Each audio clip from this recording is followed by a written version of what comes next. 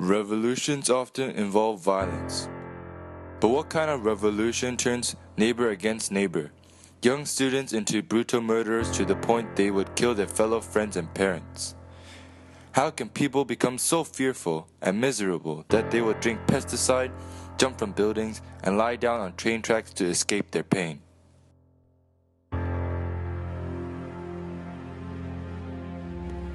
A time of chaos and social turmoil, the Cultural Revolution changed the lives of many people, especially those in the higher social class. Red Guards terrorized people and left them helpless. The Cultural Revolution's initial intention seemed good. Mao sought to give more power to the lower class people and create a classless society. He said, "Who are our enemies? Who are our friends?" This is a question of the first importance for the revolution. To ensure that we will definitely achieve success in our revolution and will not lead the masses astray, we must pay attention to uniting with our real friends in order to attack our real enemies. Mao encouraged people to get rid of the enemy, and this will make the revolution successful. However, this just created an opportunity for people to attack the people they disliked and settle old grudges, accusing them of going against Mao. Elites were the main people persecuted, as they were deemed dangerous as they were intelligent and most likely to start a campaign against communism, and also were disliked by the masses because they were wealthy. Here is the story of Zhou Nan, who was only 14 when the Cultural Revolution began. Born into a privileged family, Zhou lived a comfortable life and was classified as an intellectual. Both his parents had the opportunity to attend university, and Zhou was blessed with living a comfortable life and had a bright future ahead of him. That was until 1966, when the Cultural Revolution began. During this time, he faced many difficult problems, and although he battled hard, he could not resolve all of them. At first, he believed in the ideas of the revolution, as he was brainwashed and thought everything Mao said was the truth. He joined the Red Guard, a group of people who would find counter-revolutionists or people who opposed Mao or his ideas, and they would attack them. He would deeply regret this decision. His first problem occurred when his family began to be persecuted, as they were intellectuals and part of the bourgeois group in society. Mao said, "In our country, bourgeois and petty bourgeois ideology, anti-Marxist ideology will continue to exist for a long time."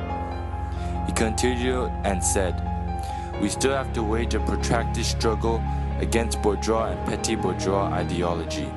It is wrong not to understand this and to give up ideological struggle. All erroneous ideas, all poisonous weeds, all ghosts and monsters must be subjected to criticism. In no circumstance should they be allowed to spread unchecked. However, the criticism should be fully reasoned, analytical, and convincing, and not rough, bureaucratic, metaphysical, or dogmatic." Mao was afraid of losing power, and so he rallied the masses to attack the people who would most likely go against him, the people who could read and think. People took this the wrong way and began to verbally and violently persecute towards the bourgeois group. Zhou, part of the bourgeois group, sought to protect and minimize the persecution towards his family. Therefore, he had to withdraw from society and live a quiet life. Losing all his friends, he became very, very lonely. As much as he wanted to have a social life, he knew it meant putting his family at risk, and so he endured the loneliness, protecting his family in the process. By withdrawing from society, it meant he left the Red Guard group and risked public humiliation. Again, to protect his family, he lied about his history of being a Red Guard, and sometimes even about his identity. At this point, there was so much false accusations going on that it was almost necessary to lie to protect oneself. One of the biggest problems Zhou faced was losing his education and being sent to the countryside to work long, tiring hours. Propaganda posters were constantly encouraging youths living in the city to go to the countryside and work. In this poster, it shows two city youths next to an old farmer, carrying their little red book and looking very happy. In another poster, it says, 知识青年到农村去，接受贫下中农的再教育，很有必要。And it meant that educated youth should go to the countryside and accept the farmers' re-education. Although he did not want to be sent to the countryside, he was forced to at around the time he finished his first year in high school. He yearned to get an education so that he could have a good job and thus endured the hard labor, hoping that one day things would change. After 6 hard years at working in the countryside, he returned home, but no schools were opened, and even if there were schools, his family now lacked the money to attend one. Despite his father keeping his job, the family now struggled to even get enough to eat, and this was probably because people would charge them more for goods as they were part of the elite class. Because of this, he looked for a job to earn more income and eventually became a carpenter apprentice in a construction company. Although he found a job, it was still not enough income to live comfortably, but the job would eventually help him in his future life. It is said that everyone who lived through this time knew of someone who died, and this was no different with Joe. Battling through these hard times, matters were made worse when his mother decided to commit suicide. It happened when she accidentally dropped Mao's Little Red Book into a toilet. When people heard of the incident, she was persecuted so much that in the end, she decided to commit suicide to escape her misery. However, her misery passed on to her already struggling family.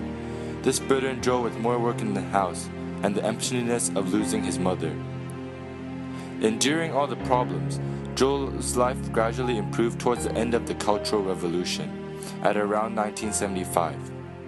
He was selected to learn about engineering at Fuzhou College by the construction company he worked in. The Cultural Revolution had died down, and so his family was not persecuted anymore.